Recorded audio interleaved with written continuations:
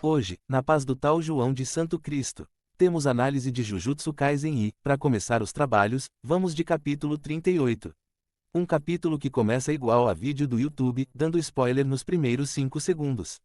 Na primeira página, vemos o Mekamaru, o seu corpo verdadeiro que está em algum lugar. Dá pra ver vários tubos e bolsas do que parece ser soro e sangue. Com isso, você já vê que a escola de Kyoto largou de mão. O que não faz sentido nenhum, porque o poder do Mekamaru é, ou deveria ser, extremamente útil para uma sociedade como a de feiticeiros, onde o número de funcionários é extremamente insignificante. Mas, como uma boa instituição que só pensa nos ganhos, o Mekamaru foi completamente descartado, deixado para viver numa banheira. Dito isso, me adiantei um pouco demais. Voltemos para o início. Para começar do comecinho, temos que falar da capa. Uma capa que não tem nada demais. É só a Nobara biscoitando com uma blusa de panda. Inclusive, um ótimo padrão para quem faz cosplay. Quanto será que custa uma blusa de manga comprida dessa, né? Mas enfim, capa já foi. E aí sim, o capítulo começa no puro ódio. Mekamaru aparece transbordando ódio pelo panda. E assim, se eu tivesse a vida merda que ele tem, o meu ódio não iria se limitar só ao panda, mas certamente o odiaria também. Porque olha a vida desgraçada que o cara tem. Para começar, não sabemos há quanto tempo ele vive dentro dessa banheira. O que é uma preguiça do autor. Mas, sabemos que não vem de uma família de feiticeiros, e no caso dele, que vai ser explicado, ele nasceu assim. Então, no mínimo, dá pra dizer que ele está nessa, talvez, desde o nascimento, mas para ficar um pouco melhor, vou seguir a linha de que ele só descobriu sobre Jujutsu por volta dos 7 anos. Ou seja, ele vive nessa condição há 10 anos, pelo menos. E, na teoria, essa é a fase boa da vida dele. Na imagem, também podemos ver tubos que descem do teto e alguns entram na banheira. Você sabe para que isso serve, certo? Esse cara não sai de dentro dessa banheira pra nada, entendeu? A desgraça que é a vida desse maluco. Como na questão da idade, vou partir de uma realidade menos pior, então alguns desses tubos foram conectados diretamente nele. Algo como uma colostomia, o que é bem melhor que, né? Enfim, ainda nessa imagem temos garrafas de soro, ou que parecem ser soro e bolsas de sangue. Imagino que também tenha medicamento para dor, já que a pele dele é bem sensível. Ou seja, a vida desse cara é horrível, temos que supor que a vida era ainda pior antes, além de imaginar que sua condição atual é graças à escola de Kyoto.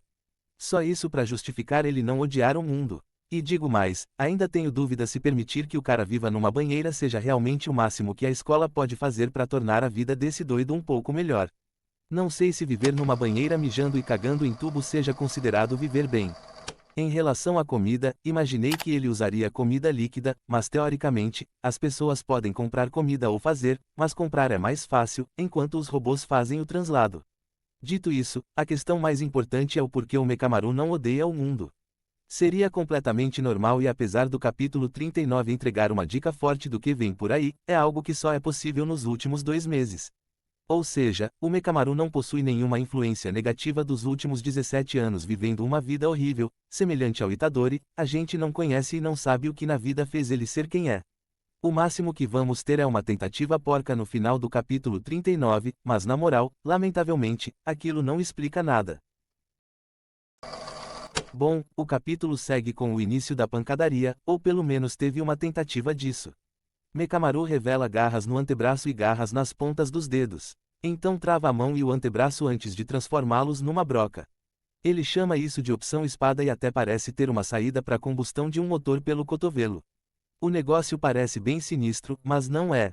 Vamos descobrir nesse capítulo que o Mekamaru é muito bom em destruir a natureza. A opção espada destruiu a coitada de uma árvore que não tinha nada a ver com a bagunça. E o pior, o golpe só teve força para fazer isso. Derrubou uma árvore e ficou inútil. E já que toquei no assunto inutilidade, outra coisa inútil é esse rolê de classificação. Me desculpa, mas o Mekamaru ser de nível 1 é tão inútil quanto a habilidade de sentir energia amaldiçoada.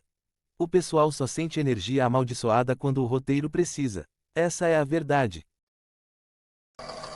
Muito bem, a batalha segue com Mekamaru lançando outro golpe de laser. Esse golpe é curioso porque me dá a impressão de que deveria afetar uma região muito maior.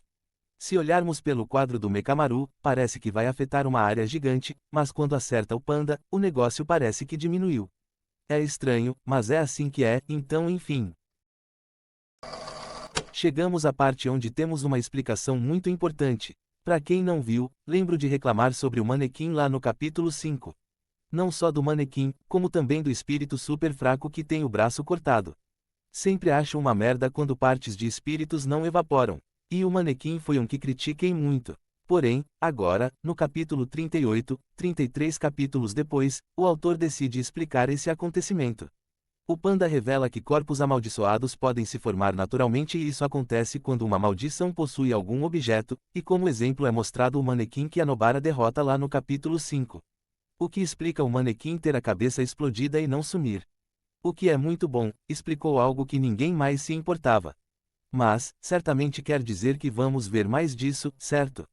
Tomara que sim. Dito isso, segundo o panda, corpos amaldiçoados formados de forma artificial possuem um núcleo que serve como sistema operacional.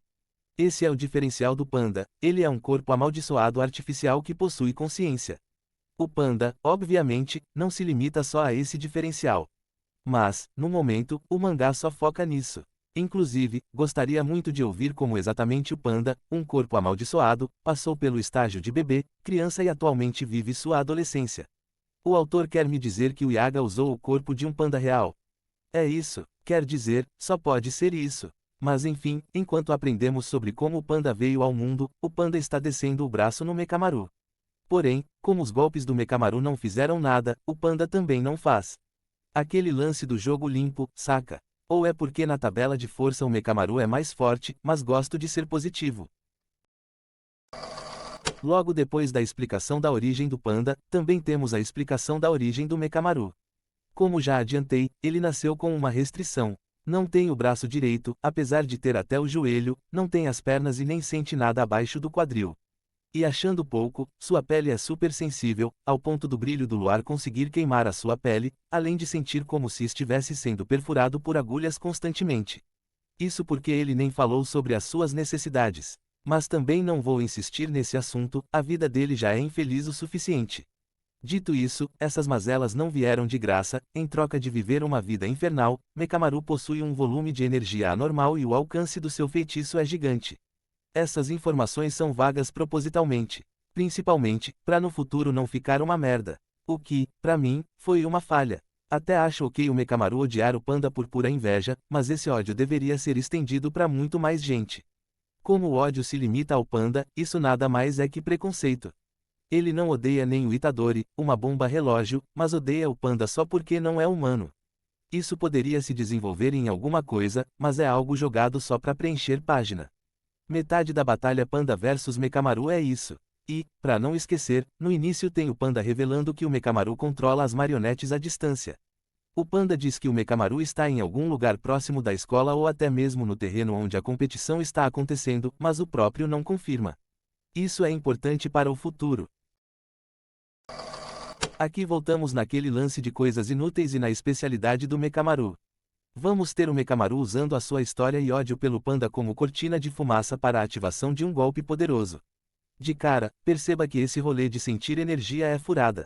O panda não sentiu nada. Ou se distraiu na história triste. Não dá para saber qual das alternativas está certa, mas podemos dizer que as mãos são inúteis.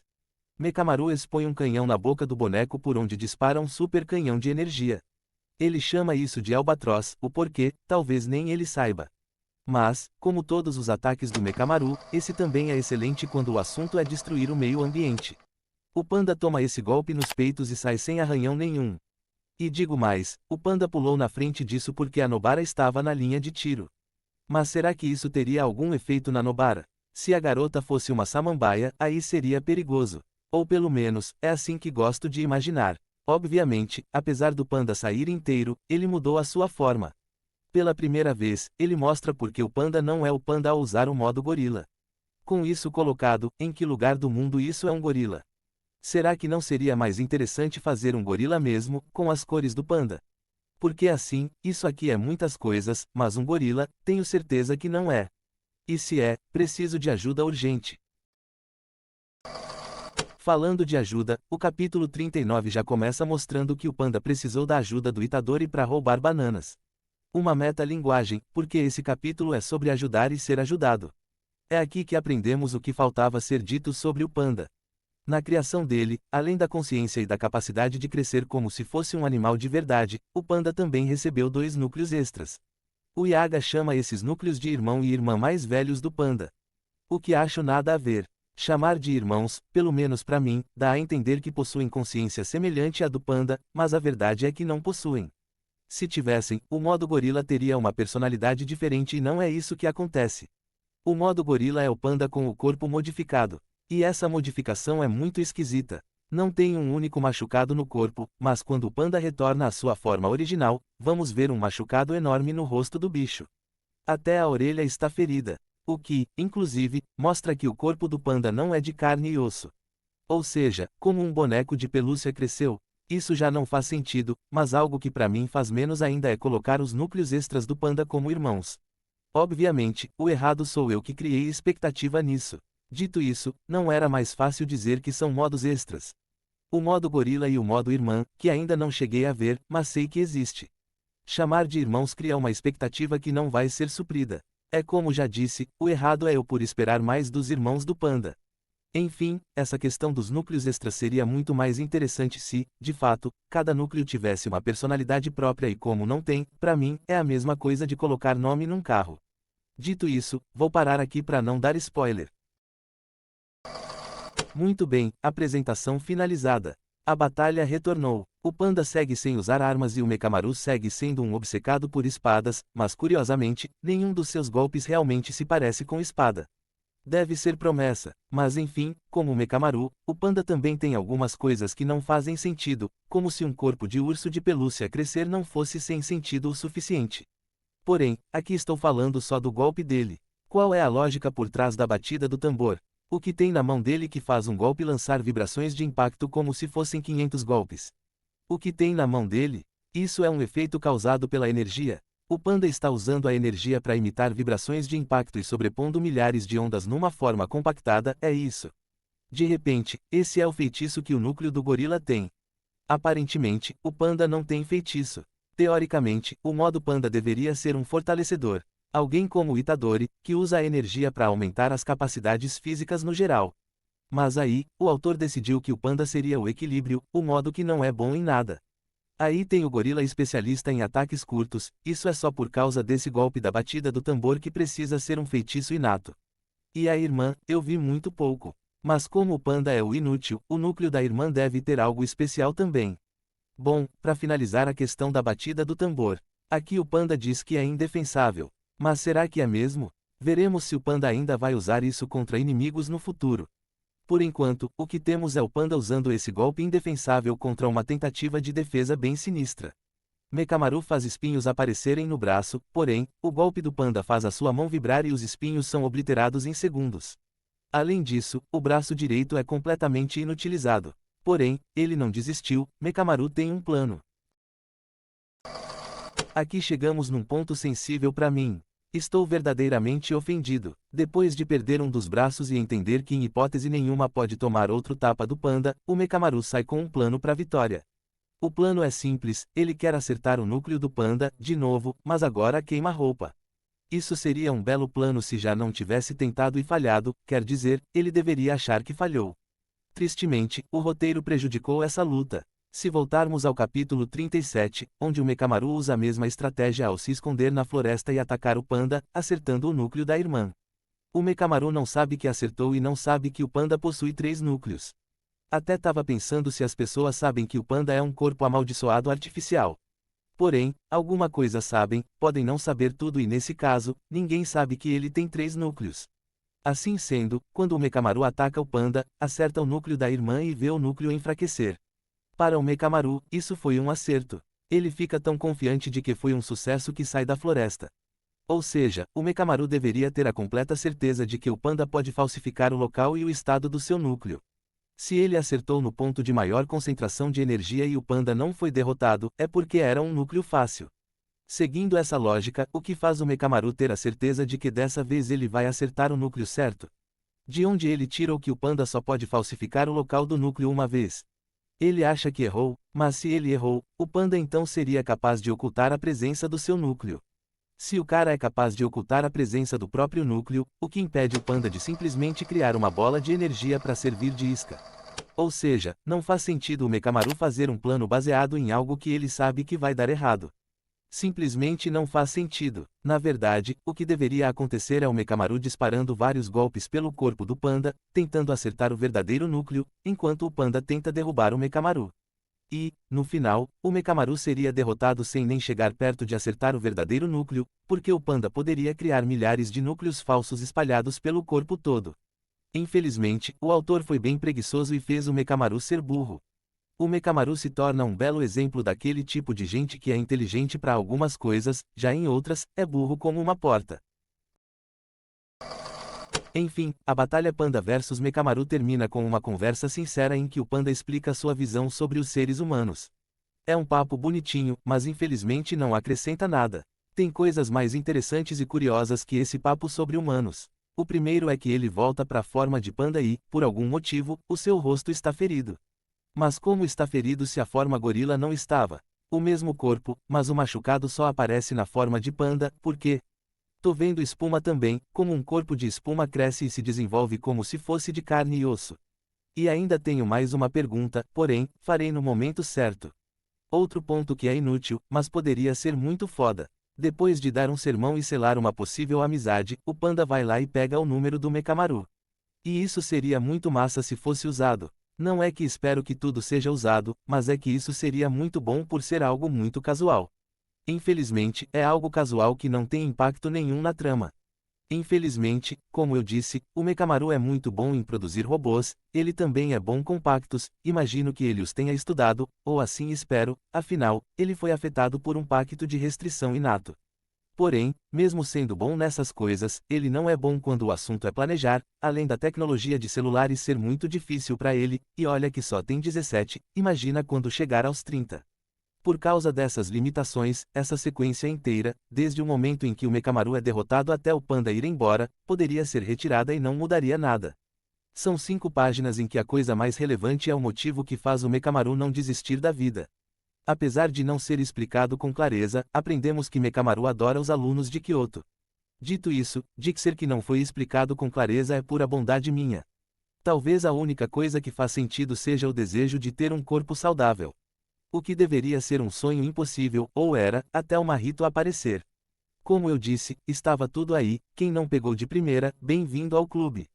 Também não peguei de primeira, mas as dicas estavam todas aí. Bom, após esse final de batalha ridículo, temos finalmente um tira-gosto de ver uma batalha minimamente trabalhada. Claro, não é nada muito incrível. Me desculpa, a Maki é bem forte, mas ela é bem forte pra Miwa, né? Assim, com todo respeito, a Miwa não é parâmetro de força em lugar nenhum. Na tabelinha do panda ela está acima da Maki, mas como disse, grau de feiticeiro é tão útil quanto jogar um copo de água doce no mar. Bom, por hoje é isso. O vídeo acabou.